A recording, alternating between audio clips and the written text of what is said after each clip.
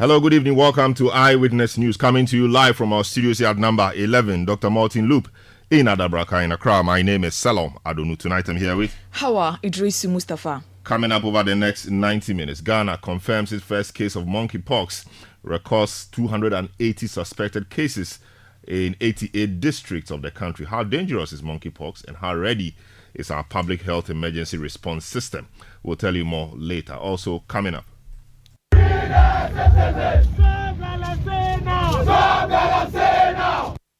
concerned citizens against Galamsey ends day one of their 3-day demonstration aimed at triggering executive action against illegal mining and also to free some 50 Democracy Hub protesters arrested last week during a similar demonstration. Still on Eyewitness News, we bring you details of organized labor's meeting with the president in respect of their declared strike later this month. Stay with 97.3 Citi FM for more on this and other stories on Eyewitness News and in business. Ghana finally ends debt exchange after 98% participation in restructuring with Eurobond holders.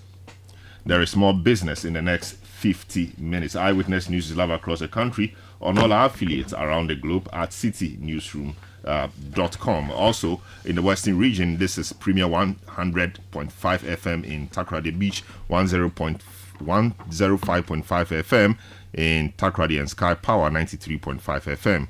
Also in Takoradi in the Bono region, this is Greener 95.9 FM.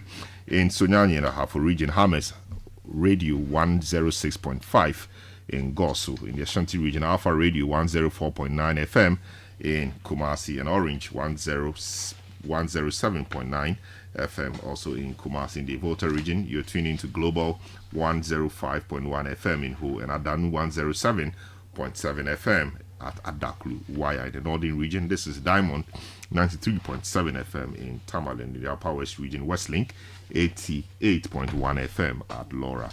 And in the Upper East, Source 100.1 FM at Boku. SCAP 101.3 FM in Nakpanduri in the Northeast region. Your comments are welcome via WhatsApp line 0549986996. You can follow me on Twitter or X at Salom Adonu. The hashtag as always is Citi Newsroom. Now, the Ghana Health Service has confirmed the monkeypox case in the Western North region. In response, health authorities have activated emergency protocols monitoring 15 healthcare workers and 10 community members who had contact with the patient. The Ghana Health Service says it is conducting further investigations and promoting community awareness. They urge the public to report any symptoms of the monkeypox for timely intervention. Let's speak to Dr. Franklin Asiedu Bekwe, who is the Director of Public Health at the Ghana Health Service, for more on this particular news item. Hello, good evening, sir. Welcome to Eyewitness News. Kindly reiterate for us how the Ghana Health Service got to detect this case. Okay, thank you very much.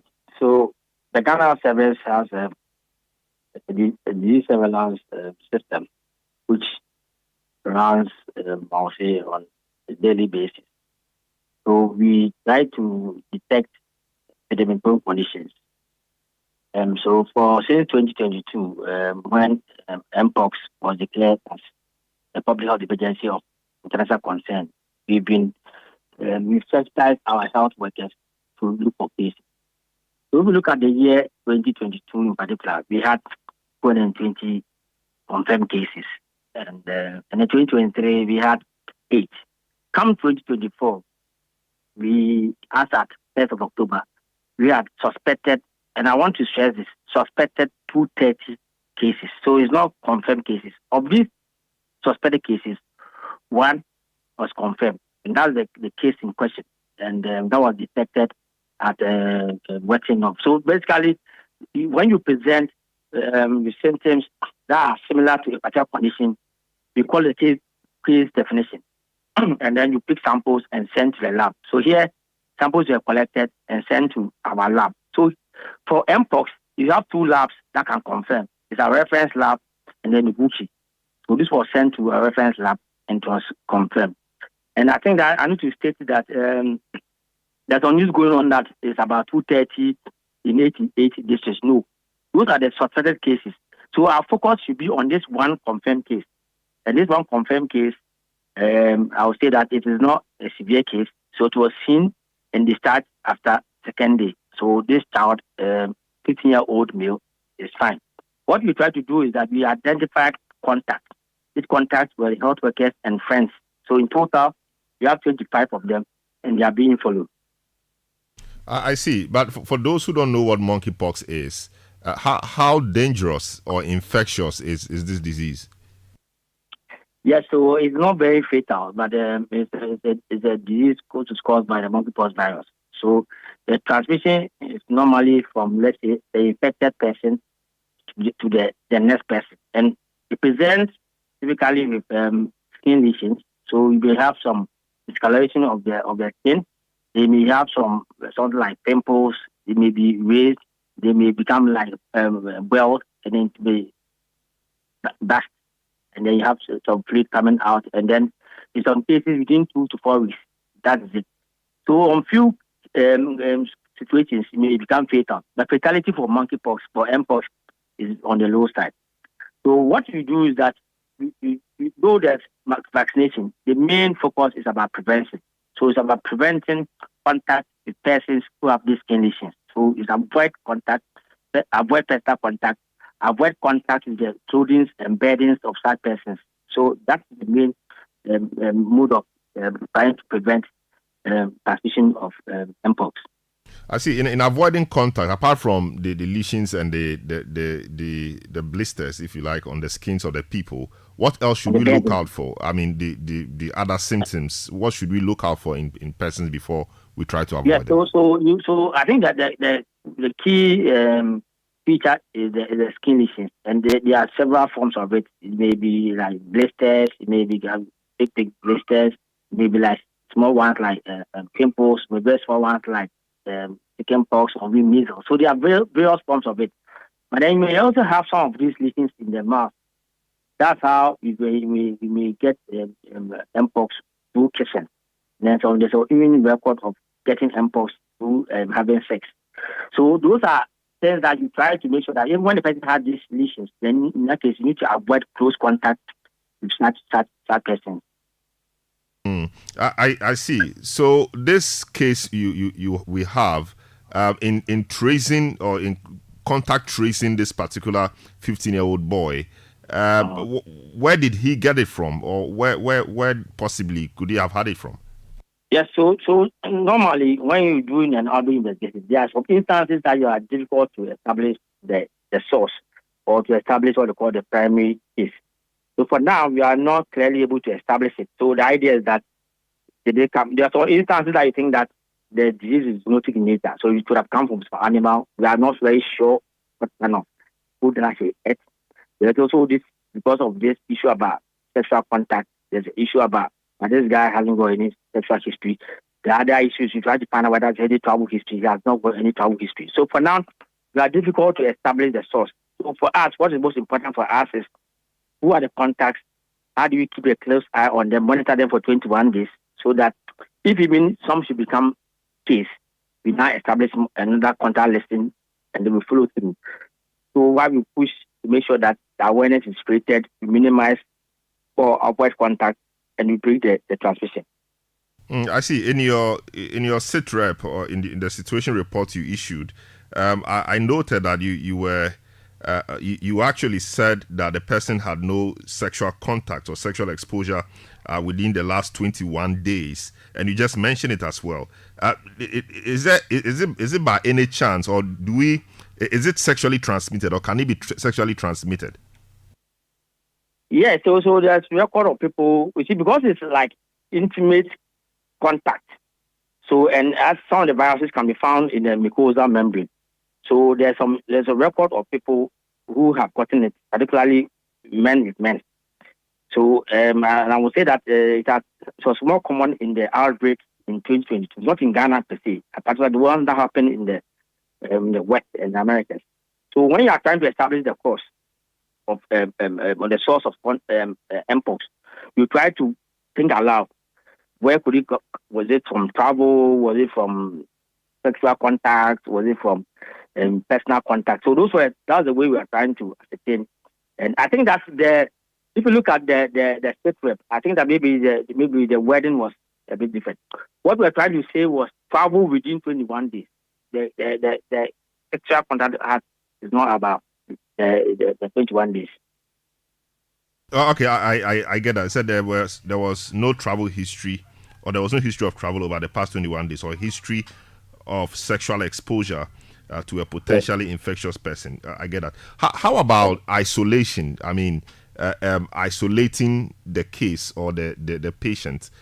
Is that something we should be looking at as well? Yes. So this one, normally because you have such a contagious condition, immediately you're able to establish it. Even before confirmation, you isolate. So that's the first one. Because you don't want to minimize contact. Do you understand? So this one was that immediately they suspected, they isolated even before the case was confirmed.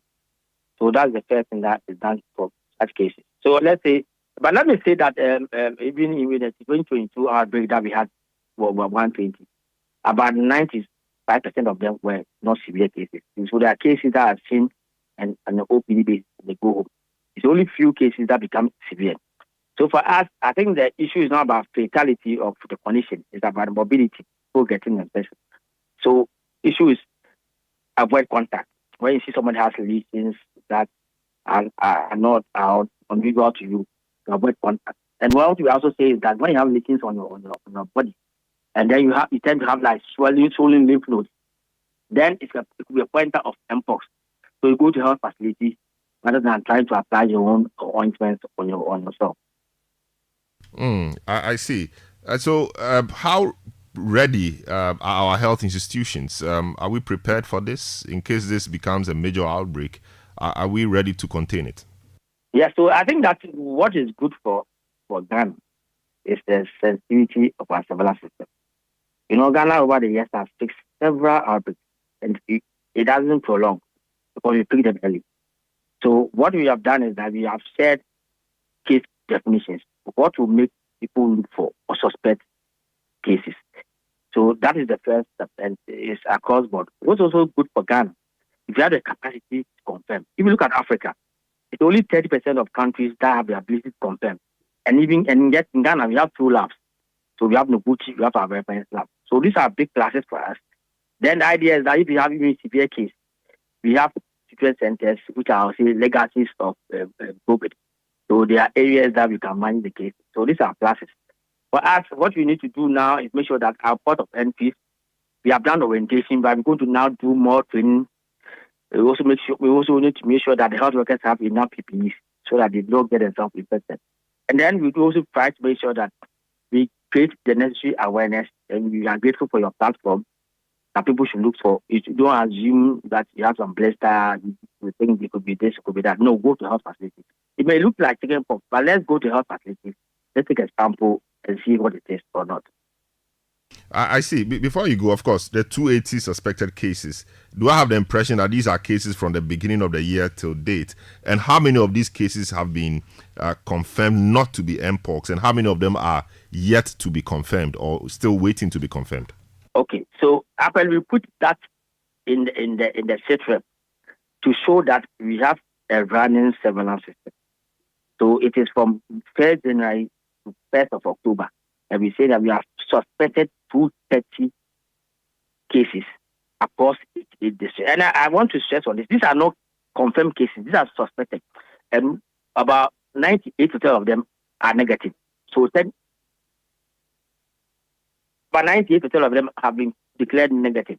So they are not cases. So what you do is that you pick samples, you send them to the lab, within a matter of 2 or 3 days, then they are tested and you get a result. So most of these cases are negative. So they have nothing to do with the case in common. So our reference is one confirmed case.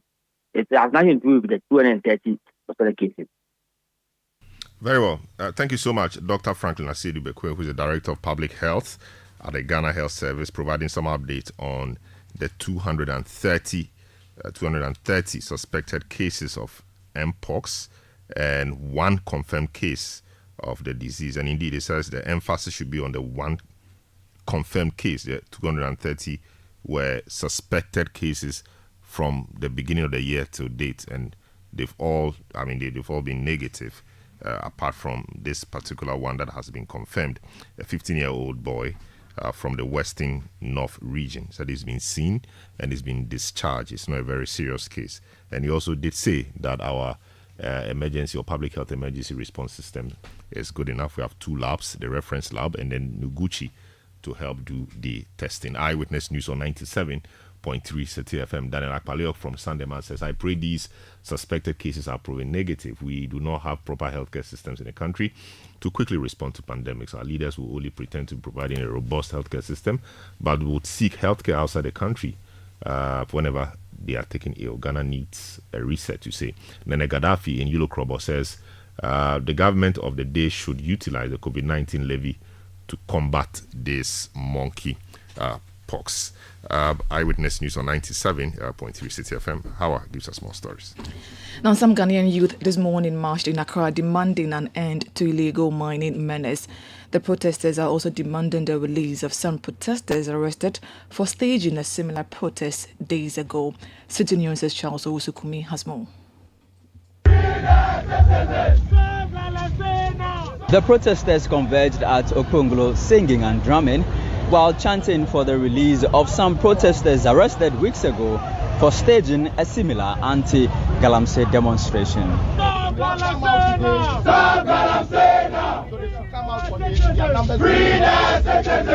Lead convener Brownson Adache addressed the protesters. We're supposed to make our message visible. The message we have on the placard, we want Ghanaians to see. We want the world to see. But then it seems as if we've been caged. So please, let's comport ourselves. Let's comport ourselves. We are going to move within the remit of professional conduct. No, we are not going to have any confrontation. At all. The message is more important than anything else.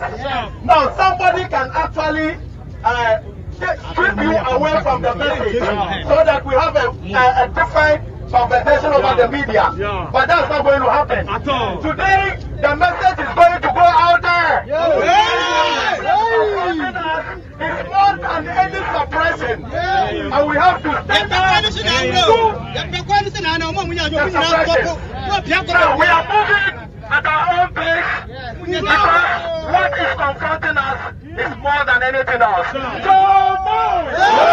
The procession is en route to the Accra Sports Stadium from Okonglo on the N4 highway. It will make a turn onto the Association International School Road, through to the Kanda Highway, then to the Ridge roundabout to Parliament, before ending at the Accra Sports Stadium car park, where they are expected to present a petition to the Attorney General. Social media influencer Carly J has been speaking to Citi News on the protest that has so far been peaceful. It's a chance. Everybody deserves bail. Even our constitution says that everybody demands bail, and I feel there's for their offences that they claim they have done, right? It doesn't warrant them being in police cells or jail for 2 weeks. All right, so you had a report put together by my colleague Charles Owusukumi, who was the man on the beat during today's protest. Indeed, he will also be there tomorrow. Now let's speak to the convener of the Concerned Citizens Against Galamsey protest, Brownson Adati. Hello, good evening, sir. Welcome to Eyewitness News. What will you say is your assessment of day one of the 3-day protest? Okay, good evening to your listeners. We will say it's satisfactory. I see. Did you expect a higher turnout than you saw? Oh, yes, we expected that. But then considering that it's a weekday, so the crowd we have creates some sort of hope and encouragement. I see. So how will you describe the coordination between yourselves, protesters, and the Ghana Police Service today? Excellent. I think we collaborated well, and the coordination was just the best I've seen so far. I see. I mean, just about the numbers. Where will you put the number about how many people turned up for this demonstration? A few hundreds, I should say. Just around 400 to 500. Yeah, let me say that. And so, where did you terminate the protest today? At the Accra Sports Stadium car park. And you presented a petition? Yes, to the Attorney General's office. So they brought a rep. I think the spokesperson for the Attorney General came for the petition on his behalf. Okay, so given that it's a 3-day protest, what happens tomorrow? Are you starting from the same point you started from today, or you're starting from a different place and ending at a different place? We are starting from the same point and then ending at the same point again. That is Accra Sports Stadium. That is tomorrow. Just to stress the severity of the problems that confront us. And then we will be petitioning the Ministry of Lands and Natural Resources tomorrow. And on Saturday, we will be doing the same thing, but then the terminating point will have to be Independence Square. And then that night, there would be a vigil. And we will be petitioning Parliament as well. When will you be petitioning Parliament? Tomorrow? No, Saturday. But tomorrow is the Ministry of Lands and Natural Resources. But Saturday, Parliament won't sit. I mean, Parliament will not work on Saturday. How will you petition? Yes. Yeah, so they will have to get someone to come take it on their behalf. But have you made that arrangement with them? Because if you don't tell them, you've made that arrangement with them. We are coordinating that. I see. So tomorrow, I mean, what was the message for persons who may want to join or persons who may think that you are wasting your time doing this? What's your message to them ahead of tomorrow? You see, I want people to understand that this is not just another protest to just put our voices out there or just to come march, but then it's a desperate cry for survival. We have been choked by the devastation caused by illegal mining. And this Galamsey is not just an illegal mining, but it's a deliberate attempt to destroy our resources. That has to do with our water, our land, and our future by just a select few. So we all need to come, because the problem is not discriminating. The problem would not affect some people and leave others. We are all Ghanaians, and that is the main reason why some of us will have to sacrifice our work and other things today to be on the street to fight against Galamsey and the destruction of the spirit of democracy.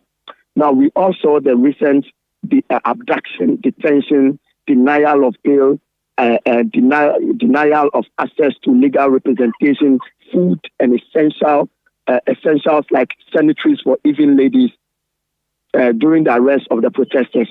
Now, we are not saying that state authorities do not have the right to do their job. For instance, the Ghana police have the right to issue any form of arrest. But when they are doing so, they would have to do it within the remit of professional conduct that we know them for. So there have been some breaches of human rights, of the Constitution, and abuse of human rights. And all these are the reasons why we are on the street.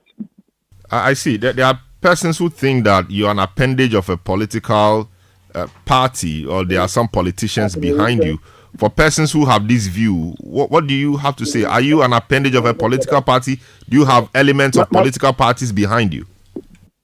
My brother, we are concerned youth. We came together to pull up this. The only interest we have is to wake up to a country where we can always defend our country against any form of government. The only interest we have is to see a better Ghana. And that is the interest we have. We do not have affiliation to any political party or any political persons or partisan persons. We are not aligned, and we are not in alliance with any political party. Let me tell you, beyond political parties and beyond the play of petty politics, first of all, we are Ghanaians. And the problem confronting us is not selective and it's not discriminatory, like I said. The problem will not affect, say, CPP and leave the NDC, or affect the NPP and leave the APC. The problem will affect all of us equally. In the face of this mediocrity, when people come up to speak against happenings or to register their displeasure and we say they are party aligned should end, because it is not a good sign for proper democracy. I see. Thank you so much. We wish you the very best in your endeavor and tomorrow and the day after. Thanks so much, Brownson Adachi is a convener of the Concerned Citizens Against Galamsey. They demonstrated today and they will continue tomorrow and the day after. They want to trigger executive action against Galamsey and a few other things they mentioned. They say bad governance, corruption, etc. A few of your messages here. Chris from Ashale says, I'm highly elated to see groups joining hands with the rest of us to demonstrate against Galamsey, injustices, corruption, the most expensive hole, the cathedral, etc. Ghana belongs to all of us. And you say that Honorable Ramadan of Adenta salutes you. Okay, so that's Chris from Ashale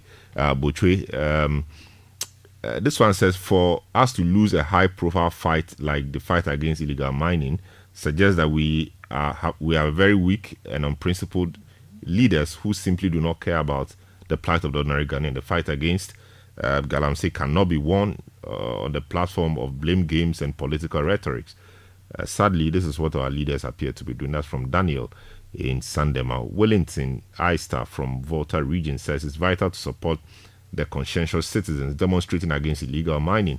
Their protest for the release of detained activists shows commitment to protecting our environment. Standing up against destructive practices like Galamsey is crucial for safeguarding our communities and natural resources. Encouraging responsible mining practices ensures a sustainable future for all.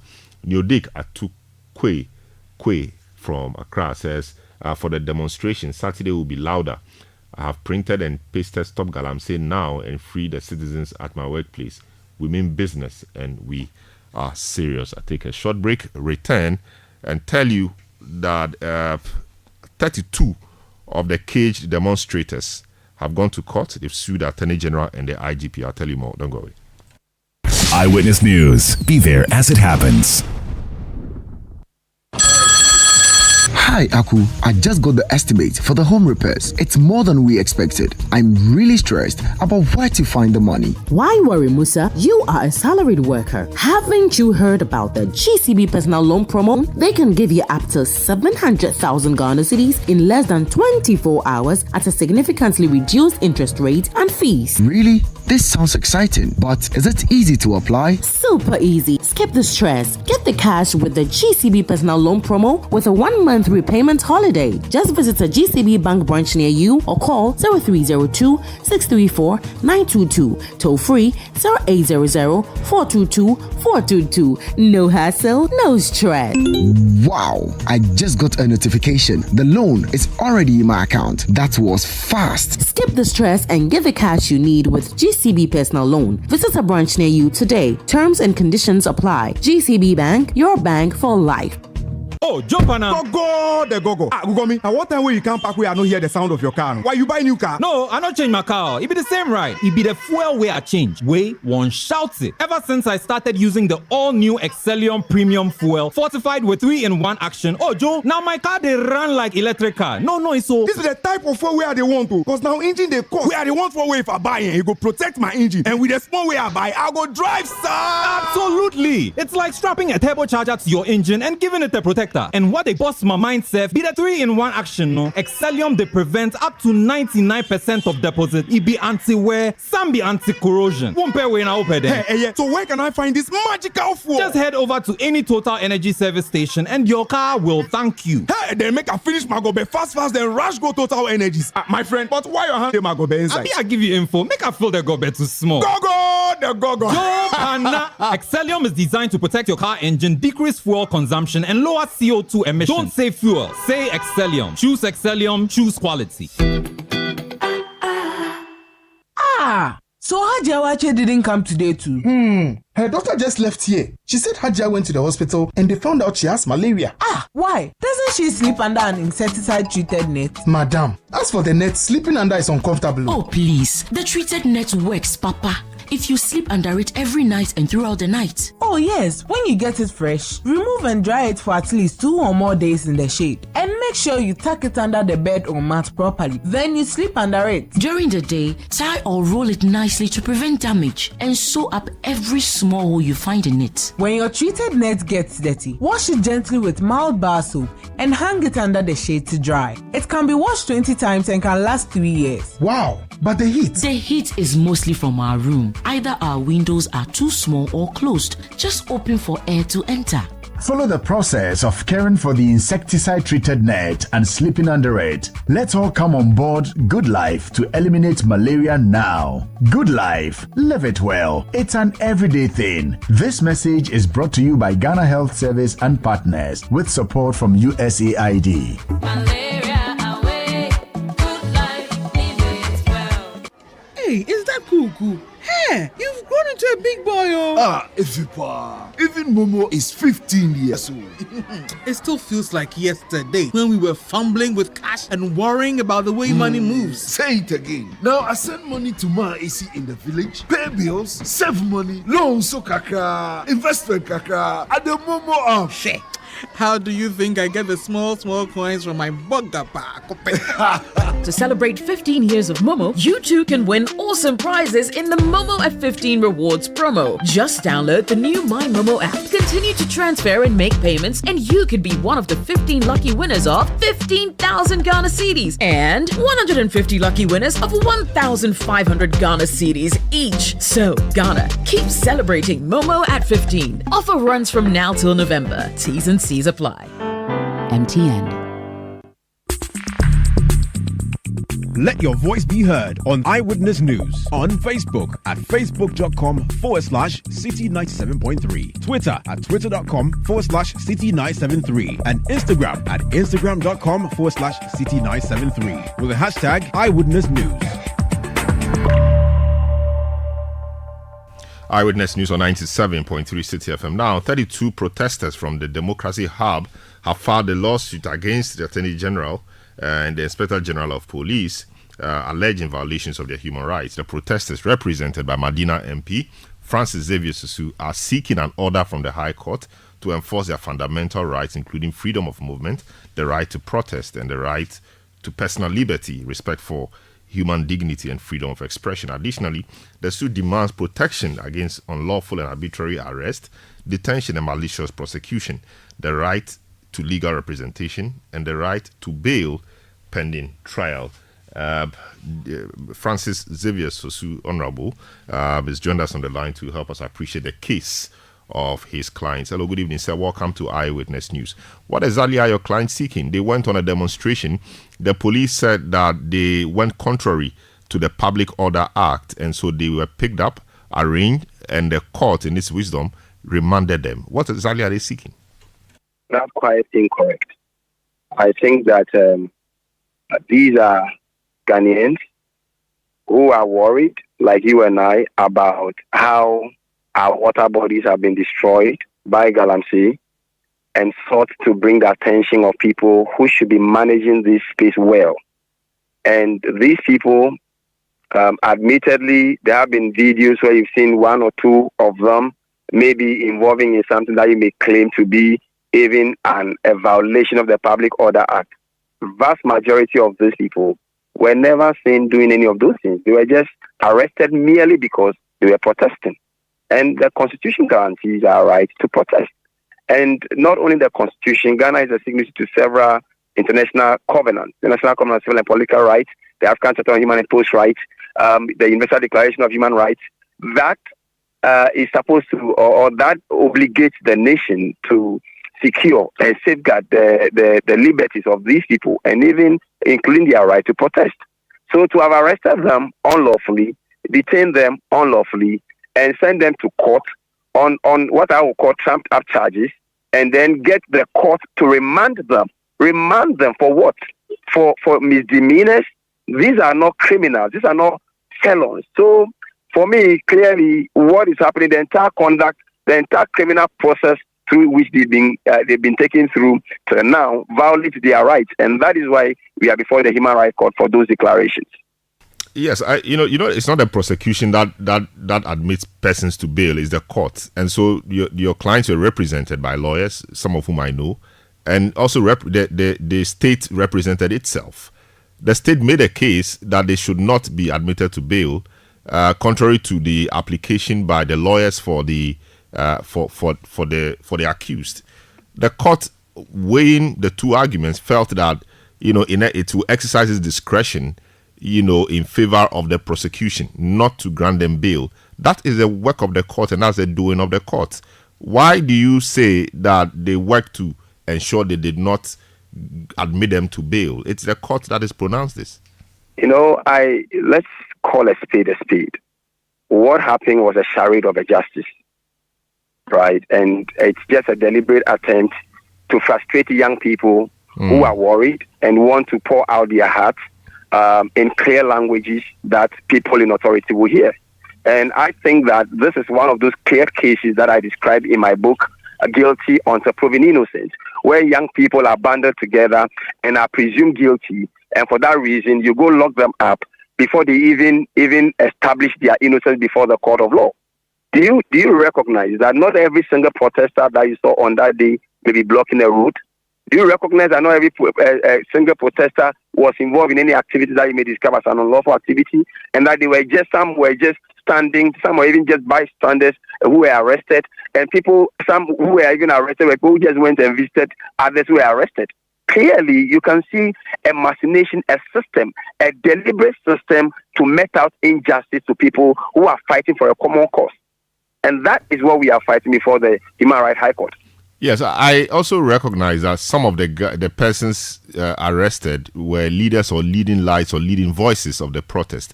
The Public Order Act says that if the demonstration goes contrary to law, the leaders of the demonstration will have to bear responsibility. So that responsibility is a civil responsibility, not a criminal responsibility. But if there are criminal acts in there, who should cannot suffer? Attribute another person's criminal act to another person. It's not done like that. It's never done like that. It's civil responsibility. This is not the first time I've seen police clamp down on people. I demonstrated in Medina here and I saw what they did to me. I saw a number of things they did, right? And so the police are constantly, or the states are using the police constantly to violate citizens who have a right to demonstrate. In any event, what are the people demonstrating, against? What are they fighting for? Our common survival? And that becomes a crime? You juxtapose what they were doing with the water bodies that have been destroyed, the diseases that we are having now, the kidney diseases, the cyanides in our water bodies. Our water bodies have been completely destroyed. Juxtapose it with them and see where does the argument lie, or where should this argument favor? I believe that each of these protesters should be admitted to bail. Pending trial. There is no evidence that most of these even protesters were involved in anything even in the first place. So why even arrest them? But we understand the police is shown them videos of themselves and in some cases other people, engage in illegal activity. So for example, what is the illegal activity?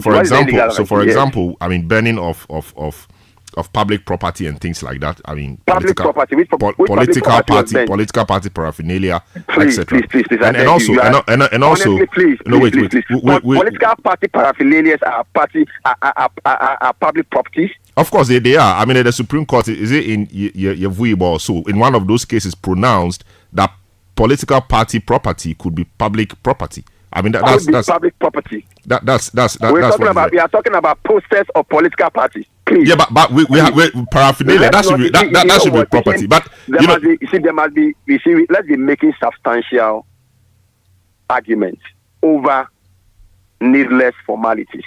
We are talking about the life of people, the life of our compatriots, the life of our brothers and sisters that are being endangered, that are being violated by the state.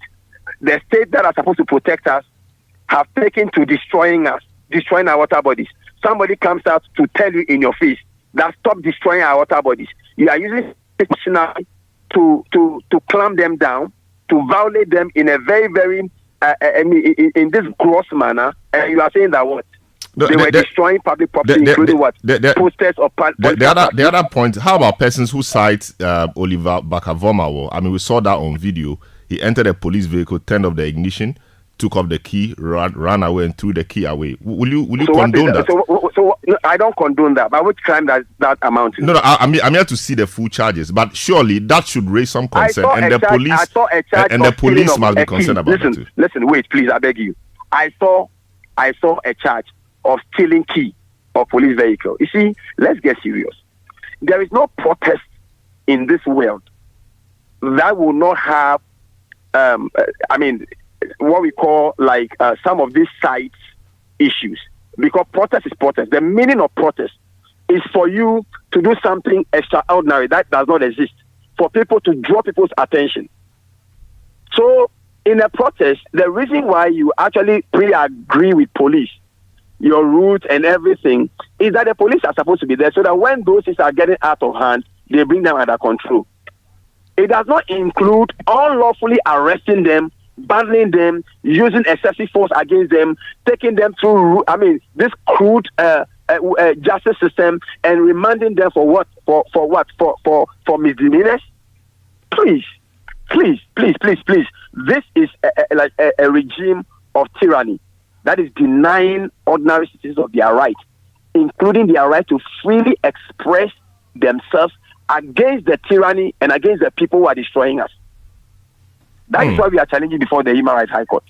I see. So the return date for this application is 28th of August. Hopefully by that time your client would have been granted bail or admitted to bail, and we'll see them in court. That is our hope, yes, and we'll be in court to continue to fight. But I'm just curious. I understand you were to repeat the bail application. Did you do that, and what was the outcome? Well, there are different set of lawyers that are dealing with the criminal matter, and I'm sure that some work is being done on that one also. Very well. Thank you so much, Honorable the pleasure is mine, sir. Francis Xavier Sosu, a member of Parliament for Madina. Of course, is a lawyer, and now he's a lawyer for some 32 caged protesters. If you recall, the Democracy Hub had a number of them, about 54 or so of them, arrested by the police and put before court. 32 of them have sued the IGP and the Attorney General and Minister for Justice, seeking to enforce their fundamental human rights. And so that is the matter we were just dealing with. Eyewitness News on 97.3 Citi FM. Has some more stories. The University Teachers Association of Ghana, UTAG, has begun rallying its members in preparation for the impending nationwide strike declared by organized labor, reaffirming its commitment to fighting illegal mining. The Kwame Nkrumah University of Science and Technology chapter of UTAG has expressed its readiness to participate in any action that pressures the government to implement measures to stop the ongoing destruction of water bodies and the environment caused by illegal mining.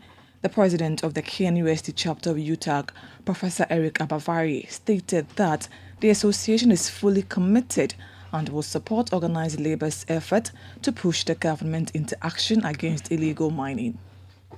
If the government really want to solve, we already have the data. The report of Professor Frimpong is still there. Professor Frimpong mentioned names, mentioned companies who were involved. So if the president really want to solve it, he does not have to waste the taxpayers' money. I just go and take that report and implement it because the people are there. So for me, or for UTAG, it is a fluke. But on whether or not organized labor action we're going to take part, yes, UTAG is going to be fully involved. And like UTAG, our process or with respect to our constitution, we have to consult our members and get their opinion, of which I'm confident they will accept and join the organized labor come 10th of October. That was the president of the KNUST chapter of UTAG, Professor Eric Abavari. Eyewitness News on 97.3 Citi FM. Speaking about organized labor and their announced strike, we know that today organized labor had a meeting with the president. The president had asked for a meeting with them following the declaration of their intention to strike. And that meeting, we understand, took place. My colleague, Sami Yafi, who is our correspondent at the presidency, has joined me in the studio to provide us some details or updates on that particular meeting. Hello, Sami. Welcome to Eyewitness. Thank you very much, Shalom. Good evening. Yes, good evening to you. So, what can you tell us about that meeting? Did the meeting happen? Yes, it did. It started at 10 a.m. this morning.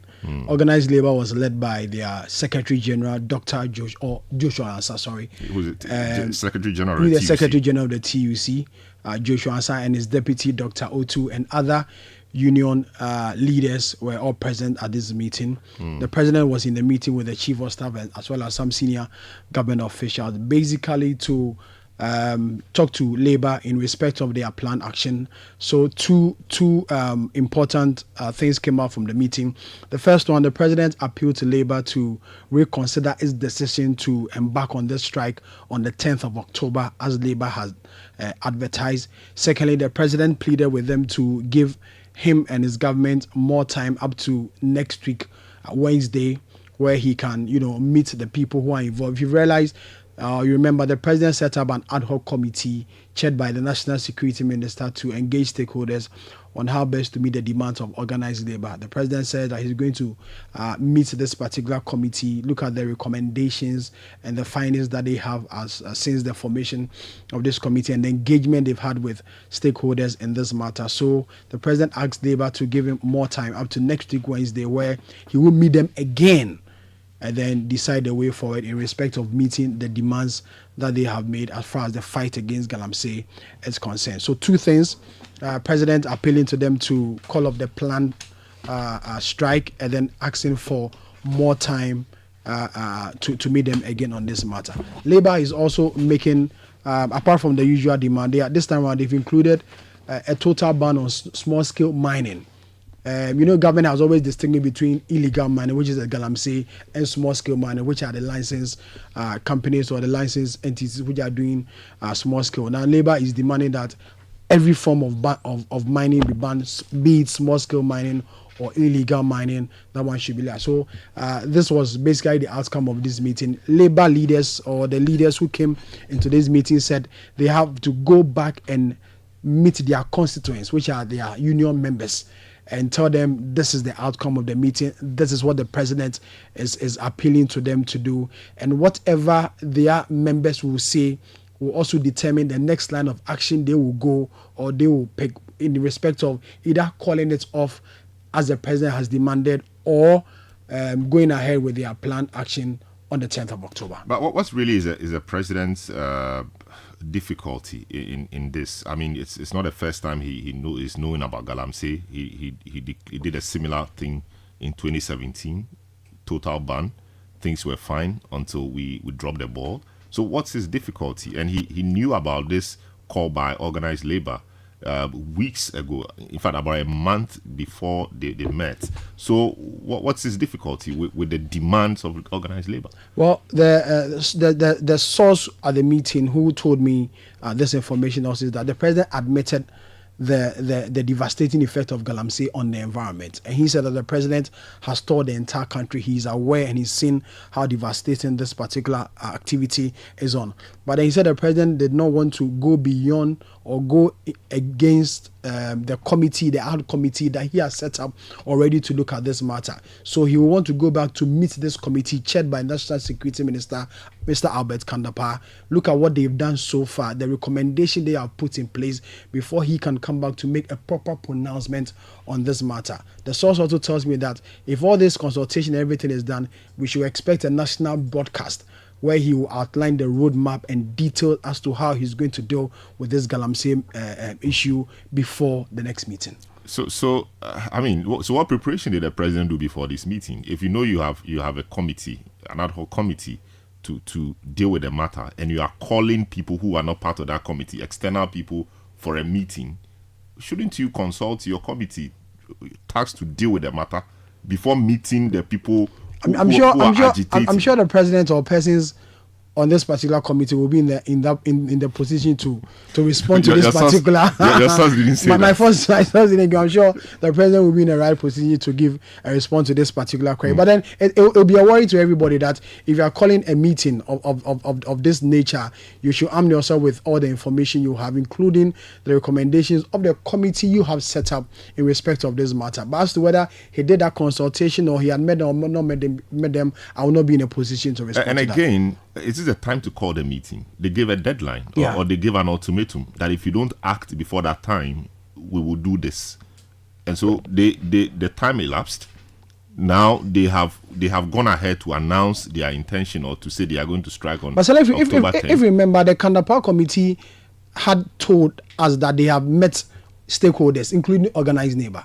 So I am very sure that maybe even though the president is now coming in, the ad hoc committee had already met labor and other stakeholders dealing with this matter. Maybe the president may be the final person labor wants to meet, or the president wants to meet upon this declaration. The more reason why this particular meeting was called. Very well. Thank you so much, Sami Yafi is my colleague and is the correspondent at the presidency, just bringing us up to speed on that meeting between organized labor and the president in respect of organized labor's demand that the president puts a ban on all forms of mining. Hawa has some more stories. The Deputy Minister for Education in charge of TVET, Professor Kingsley Nyako, has called on organised labour to reconsider its plan to initiate a nationwide strike in response to concerns over illegal mining, commonly known as galamsey. The Kwadaso MP emphasised that industrial action is not the most effective way to address the issue, urging for more dialogue among all stakeholders. His appeal comes after organised labour announced a strike in protest of the government's failure to declare a state of emergency in light of the severe impact of illegal mining. Speaking at the Ghana Teacher Prize event in Kumasi, Professor Nyako urged labour groups to rethink their decision to commence the strike on October 10. In this country, our laws allow individuals to embark upon strikes, demonstrations, legally, using the right procedures. But I've always held the opinion that strikes and demonstrations are not necessarily the solutions in addressing issues or meeting demands of individuals who feel that their rights are violated or something untoward is going on in the country. That is not the best or optimized way. For me, it is more about engagement. It's more about dialogue, because the government is concerned about activities of illegal miners. Citizens are concerned, for everybody. So government has put in place interventions to deal with this issue. It demands collective effort not only from government but from other civil society players. But the media should be involved in this fight. Chiefs or traditional leaders must be involved in this fight.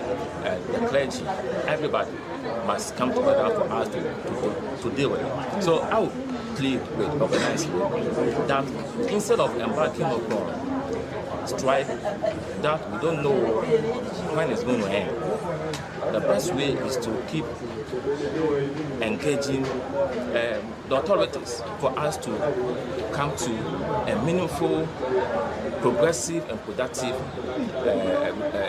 solution to this particular problem. You know what I mean? So I'll play with them. Strike actions, industrial action will only lead to, for example, a reduction in productivity. That will also affect our revenue envelopes and all that. Is that what we want? We are a country that is seeking to raise revenues, to build our roads, to build other infrastructural projects. That should be the focus, okay? So for me, continuous engagement in this time will help us to be able to defeat it. Nobody should think that the fight against galamsey or illegal mining is something that is easy. It's complex, and we all know what is happening. That was the Deputy Minister for Education in charge of TVET, Professor Kingsley Nyakon. Eyewitness News on 97.3 Citi FM. A few of your messages that have been coming through. Alasan Hamdan from Yohini South says the president is using the police and the judiciary as tools to terrorize citizens. You say, why should you deny them access to legal representation, food, water, family members, etc.? Okuro Yaboa from Breman, Benin says, nobody can convince me that there is a difference between Galamsey and terrorism. They are all nation destroyers and the law should be hard on them. We shouldn't treat Galamseyers with kids' glove. Jones Adoboinla says, good evening, Salom. I still maintain that this whole issue is being thrown out of proportion. The police should rather direct their newfound energy to fight Galamsey and free the harmless demonstrators alone. Seriously, Ghanaians are not angry enough. Eyewitness News on 97.3 Citi FM. We'll take a short break. When we return, Hawa will join us with Citi Business News. Don't go away. Eyewitness News. Be there as it happens. Are you feeling tired after a hard day's work?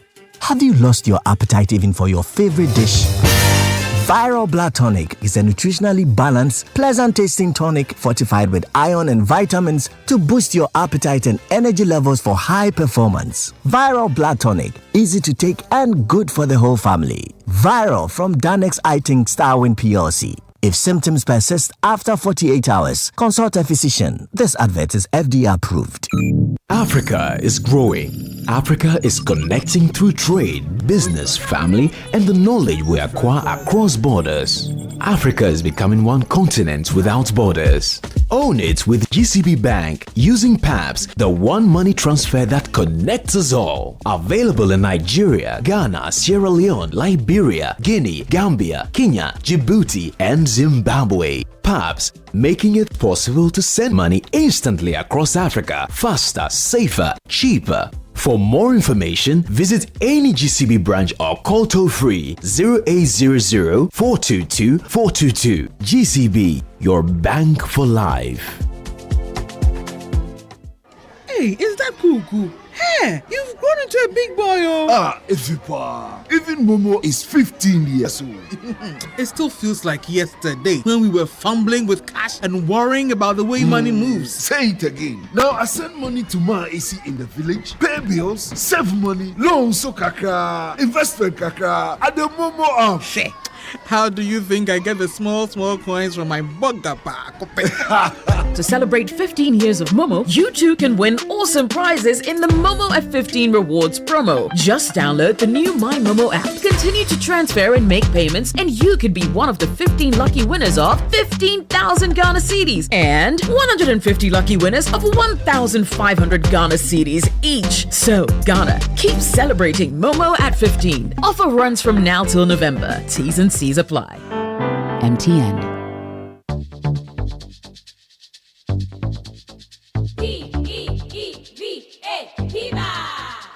Looking for a burst of flavor in every sip?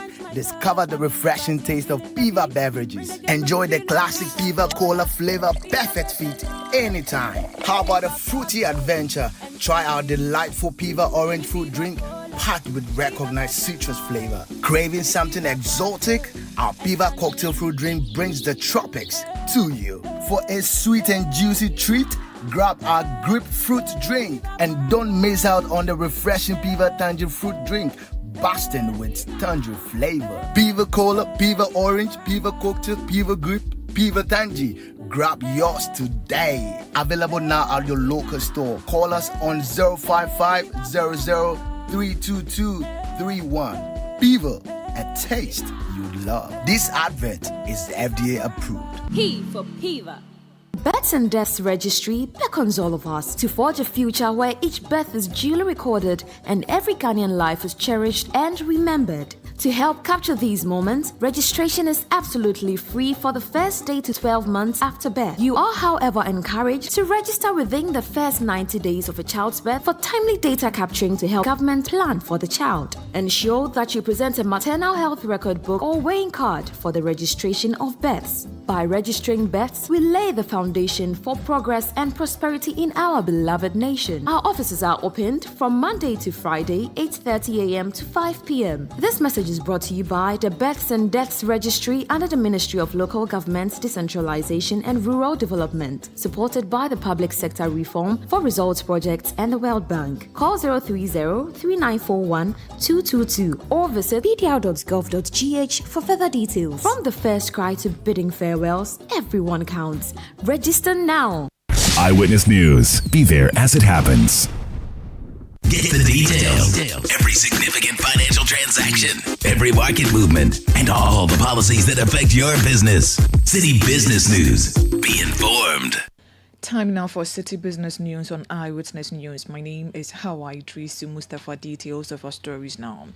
Ghana has successfully ended its debt exchange program on the external front after achieving 98% participation from the restructuring of debt owed Eurobond holders. This level of participation was reached after the investors agreed to exchange their existing bonds for new ones.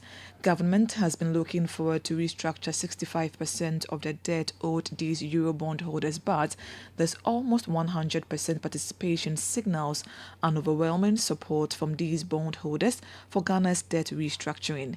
This latest development comes at a crucial time. Ghana is preparing for its third review of its program with the International Monetary Fund for the release of the third tranche of the $360 million. Government is confident that this high level of participation in the debt exchange is crucial to consolidate the current economic recovery. Dr. Mohamed Amin Adam is Finance Minister. As Eurobonds constitute a substantial portion of our external debt, this milestone represents a pivotal step in our external debt restructuring efforts. More importantly, its successful completion will significantly contribute to restoring Ghana's debt system. The key highlights of Ghana's exchange offer and consent solicitation include the following: fair burden share. The offer reflected terms agreed upon with bondholders' representatives on 24 June 2024, ensuring fair burden sharing among domestic, official, and commercial external creditors. To achieve high participation levels for the debt exchange in early October 2024, the exchange was open for 21 days. Investors had two options to choose from. First option, what we call the bar option, which has no nominal haircut, which has lower interest rates, but also longer tenors, up to 2037. He had Finance Minister Dr. Mohamed Amin Adam.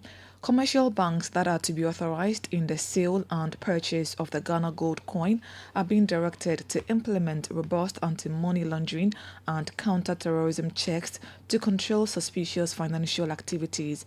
The directive from the Bank of Ghana is to ensure that proceeds from the sale of the Ghana gold coin are not linked to criminal activities.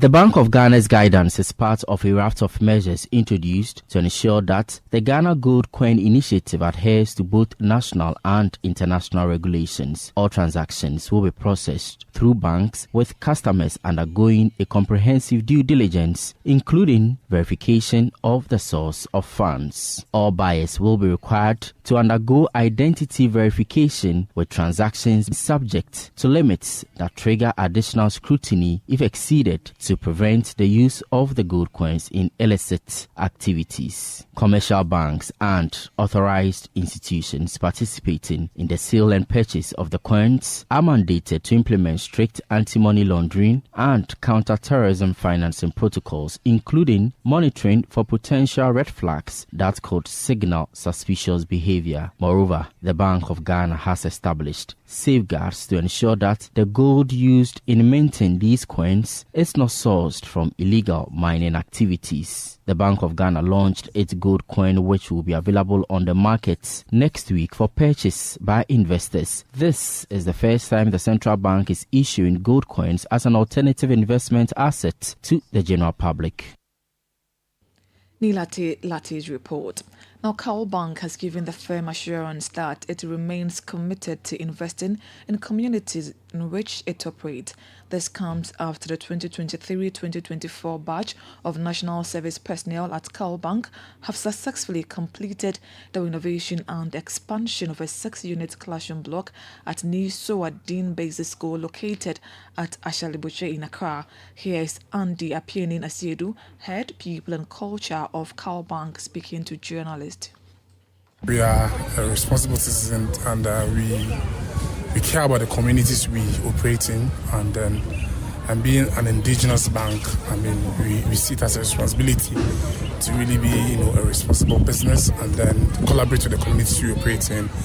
And for this particular project, our national service people are fresh from school. How do we imbibe the ethos of giving back, ethos of caring about your communities? So for us, every year, national service people commit a percentage of the allowance, as an association themselves. Whatever they contribute, the management also tops up. They select a project in the community that that will deliver the impact you're looking for, and then support them throughout the project and deliver it. So. Andy Apienin Asiedu is Head People and Culture at Cal Bank, and in City Business News on Eyewitness News. My name is Hawa Idrisu Mustafa. Up next is Point Blank. Eyewitness News. Be there as it happens. I go. There at the Biawe Clan of Adani Chim Chim Museum invite you to the annual ancestral veneration ceremony on October 5th at 8 a.m. in Nuhale. Activities include communal cleaning and film screening on October 4th, followed by prayers for blessings, including special sessions for enslaved ancestors, also for twins who have lost their other half, and fertility blessings for those who wish to give birth to twins. Attendees are encouraged to wear all white. On October 6th, there will be communal dining and networking. For more details and accommodation options, call 050-1368-778 and follow our website and all social media platforms. All Pan-Africans, researchers, schools, mosques, and churches are welcome.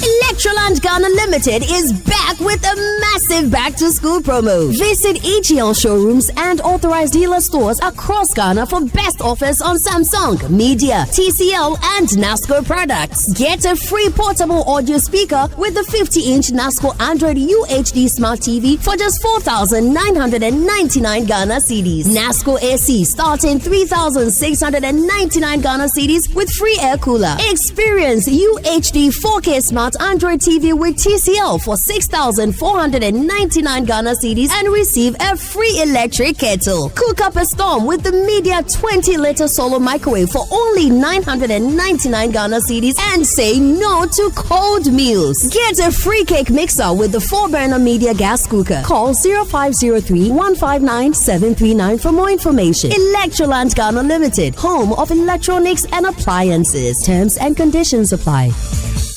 Oh, jump on now. Go. Google me. At what time when you come back where I don't hear the sound of your car? Why you buy new car? No, I not change my car. It be the same ride. It be the fuel way I change. Way one shouts it. Ever since I started using the all-new Excellium Premium Fuel, fortified with 3-in-1 action. Oh, Joe, now my car they run like electric car. No, it's so. This is the type of fuel where they want to. Because now engine they cost. Where they want for way if I buy it, it go protect my engine. And with the small way I buy, I go drive, sir. Absolutely. It's like strapping a turbocharger to your engine and giving it a protector. And what they bust my mind self be the 3-in-1 action, no? Excellium they prevent up to 99% of deposit. It be anti-wear, some be anti-corrosion. One pair way now open there. Hey, so where can I find this magical fuel? Just head over to any Total Energy service station and your car will thank you. Hey, then make a finish Magobe fast then rush go Total Energies. My friend, but why your hand Magobe inside? I give you info. Make a fill the gobe too small. The gogo. Excellium is designed to protect your car engine, decrease fuel consumption, and lower CO2 emissions. Don't say fuel, say Excellium. Choose Excellium, choose quality. Hey, is that cool? Hey, you've grown into a big boy, Even Momo is 15 years old. It still feels like yesterday when we were fumbling with cash and worrying about the way money moves. Say it again. Now I send money to my AC in the village, pay bills, save money, loans so kaka, investment kaka, at the Momo app. Shit. How do you think I get the small coins from my bugger pack? To celebrate 15 years of Momo, you too can win awesome prizes in the Momo at 15 Rewards promo. Just download the new My Momo app, continue to transfer and make payments, and you could be one of the 15 lucky winners of 15,000 Ghana cedis and 150 lucky winners of 1,500 Ghana cedis each. So, Ghana, keep celebrating Momo at 15. Offer runs from now till November. T's and C's apply. MTN. Eyewitness News. Be there as it happens.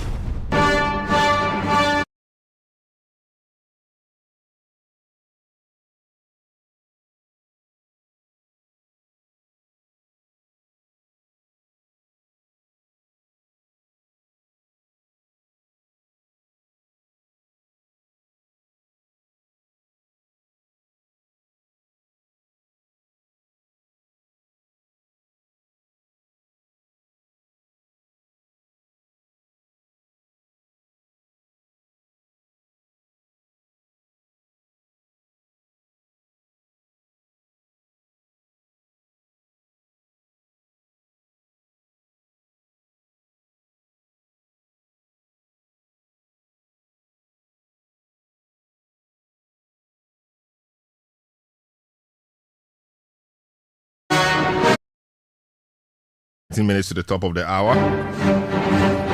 Salam Adunu. On point blank,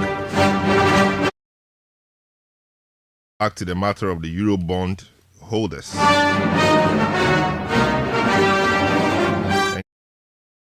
This debt exchange program on the external front, achieving 98% participation from the restructuring of debt owed Eurobond holders. This level of participation was reached after the investors agreed to exchange their existing bonds for new ones. The government has been looking forward to restructure 65% of the debts owed these Eurobond holders, but this almost 100% participation signals an overwhelming support from these bond holders for Ghana's debt restructuring.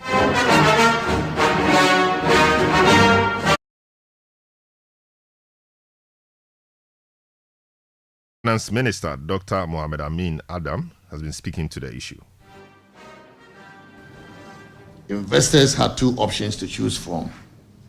The first option, what we call the par option, which has no nominal haircut, which has lower interest rates, but also longer tenors, up to 2037.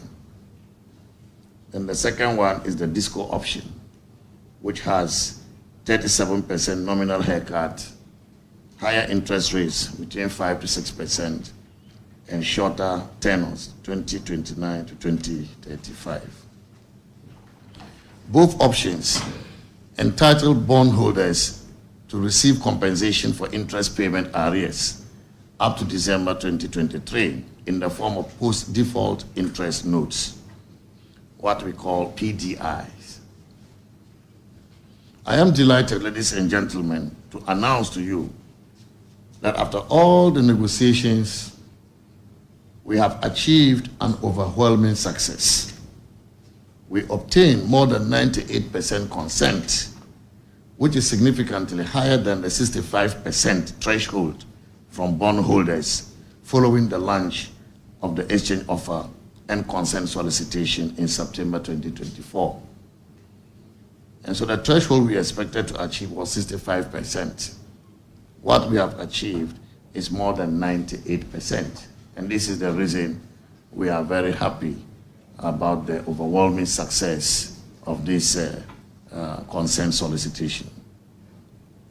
This impressive results surpasses international benchmarks and demonstrates the strong support of Ghana's bondholder community across Africa and in the international markets. It's for this reason I want to thank all our bondholders, the bondholder community, for standing by Ghana, for working with us to achieve this feat. As a result of this successful debt exchange, the country will exchange almost $13 billion in Eurobonds for new bonds in the coming weeks. This development, ladies and gentlemen, cures Ghana's default on international bonds, paving the way for normalized financial relationships with rating agencies and international markets. In a sense, Ghana has now restructured over 90% of its eligible external debt. Over 90% of our eligible external debt, marking a significant milestone in our economic recovery. Ladies and gentlemen, we have achieved significant debt relief in record time. By this feat, we accomplished a remarkable milestone in our debt restructuring journey, completing our Eurobond debt exchange under 9 months. I do not want to assume that the other countries that have done their restructuring didn't do well. But compared with what they have done, ours has really been faster. And this is why I prefer to say our restructuring journey has been faster and bigger. Faster in terms of time, 9 months. Zambia did 3 years. Sri Lanka actually declared a debt moratorium 6 months before we started. They have not yet concluded their Eurobond, their restructuring. And so apart from being faster, by all international standards, it is also bigger because we have achieved the biggest relief in recent history as far as Eurobond debt restructuring is concerned. So my friends from the media, if you want to quote me, say faster and bigger. Ghana has accomplished a remarkable milestone in our debt restructuring journey, completing the Eurobond debt exchange under 9 months. This swift action showcases the government's unwavering commitment to restoring financial and debt sustainability. The agreement with bondholders has brought significant relief, including a 37% reduction in the nominal value of Ghana's debt, equivalent to a $5 billion reduction in our debt stock, and $4.3 billion in debt service savings during the IMF program. Additionally, average interest rates on the bonded debt has decreased from over 8% to less than 5%. And so let me summarize again the benefits for the sake of emphasis. The debt reduction in our stock of debt is $5 billion as a result of the 37% reduction in the nominal value of the debts. Additionally, a debt service savings of $4.3 billion during the IMF program. And this is coming also from the fact that the interest rates were negotiated down from over 8% to less than 5%. And importantly, let me also state that our deal does not have value recovery instruments. And when I talk about value recovery instruments, these are instruments that require the state to pay more in terms of interest when economic circumstances improve in the country. And so if we had negotiated a value recovery instrument in our deal, with the uptick in our growth, that would have meant that we'll be paying more than what we have negotiated currently as far as interest rates are concerned to our bond holders. And so it's a testament of the strength of the negotiation Ghana showcased during these debt restructuring discussions. Ladies and gentlemen, but this also means that we are dedicated to advancing economic recovery to set the stage for improve fiscal management, and sustainable growth. Our debt exchange also entails some non-financial clauses which are becoming the new market standards. Number one of this is what we call the loss reinstatement clause, which protects bondholders by reinstating their nominal haircut, which they have lost for now, in case of a new default by Ghana.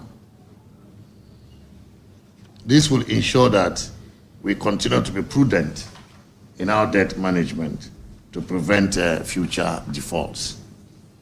Number two is information sharing clause, which requires us to timely publish our debt figures so we can promote debt transparency and accountability. And number three is what we call most favored creditor clause, which requires Ghana to treat other commercial creditors the same way. In other words, we cannot treat other commercial creditors more favorably than bondholders. And this is the principle that we call comparability principle. These clauses demonstrate Ghana's dedication to responsible debt management, transparency, and alignment with international best practices. As far as the impact of the restructuring on our debt to GDP, as a measure of their sustainability, I would like to update you also on.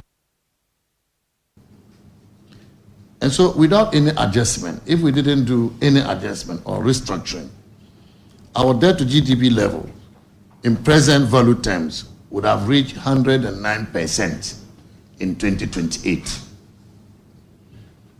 But because of the adjustments we have made, fiscal adjustment as well as the debt restructuring, we are going to see our debt to GDP in present value terms reduce to 55% in 2028. And this is the order of the reduction. The fiscal adjustment efforts we continue to make under our fiscal consolidation efforts is bringing down the debt to GDP level in present value terms from the 109% in 2028 to 81% in 2028. Following that was the DDEP, the Domestic Debt Exchange Program, which will bring it down by 10 percentage points to 71%. Our agreement with the OCC, the Official Creditor Committee, our official bilateral creditors, which we concluded also, as you know, will bring it further down by 6 percentage points. And finally, the deal completed with the Eurobond holders will bring the debt to GDP in present value terms to 55% in 2028, in line with the IMF target. This is about 10 percentage point reduction in present value terms.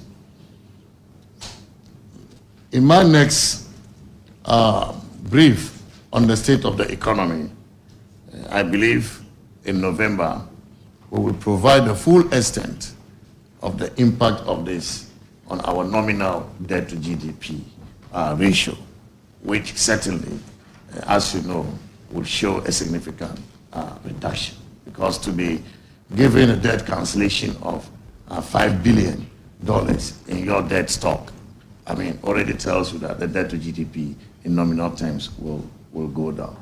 So it is not only going to be in net present value terms, but also in nominal terms. And we will provide updates on this in our next review. In conclusion, Ghana's successful debt exchange is a testament to the tireless efforts and dedication of the government. This achievement marks an unprecedented success, positioning Ghana for a brighter economic future.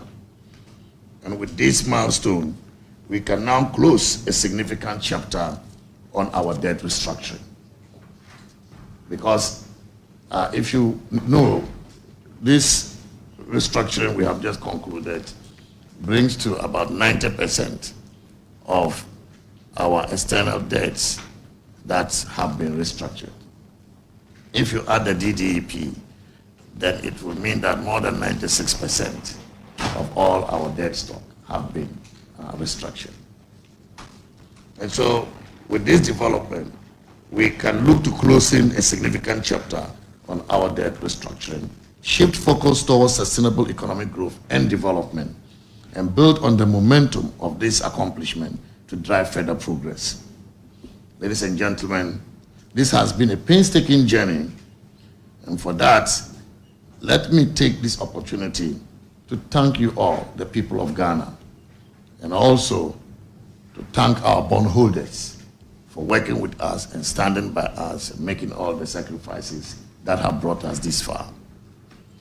Significantly, I would like to express our profound gratitude to His Excellency, the President of the Republic, for his leadership and sometimes personal involvement in the discussions that have accelerated the restructuring exercise, as a result of which we achieved this, as other people call it, gargantuan feat.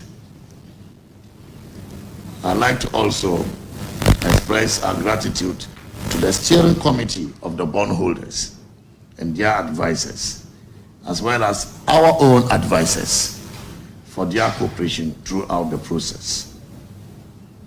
I also want to thank my Chief Director, Eva Menz, as well as my technical team, both in the Ministry of Finance and allied agencies, and also the technical team from the Bank of Ghana for their hard work and dedication to duty.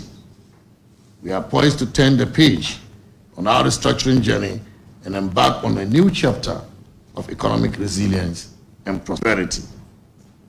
And let me announce also that to ensure that our debt sustainability trajectory is not disrupted, we have to discipline ourselves as a country. And we are on our way to Cabinet to seek approval of amendments to the Fiscal Responsibility Act for consideration by Parliament that will set limits on debt in order to ensure that we do not fall back into the past era of unsustainable debt, but we will showcase and commit ourselves as a country to implementing measures that will sustain our debt levels to ensure that we continue to attract investment to grow our economy for the benefit of our people. And so on this note, I thank you very much. And I have a strong team to join me to respond to your questions. I will answer the easier ones. The technical team will answer the difficult ones. So, Minister for Information, I respectfully yield to you. Thank you. Thank you very much.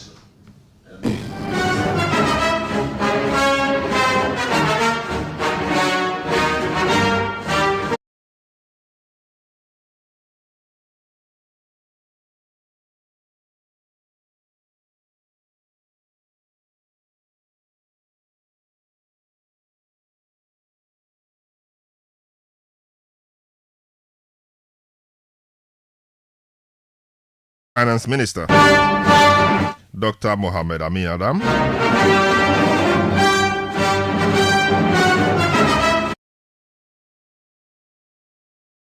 After he says Ghana achieved 98% participation from the restructuring of the debt owed Eurobond holders.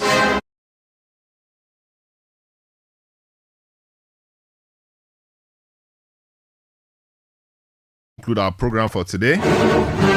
Show is being produced by Nana Kwabna Wilson and Sami Weafe.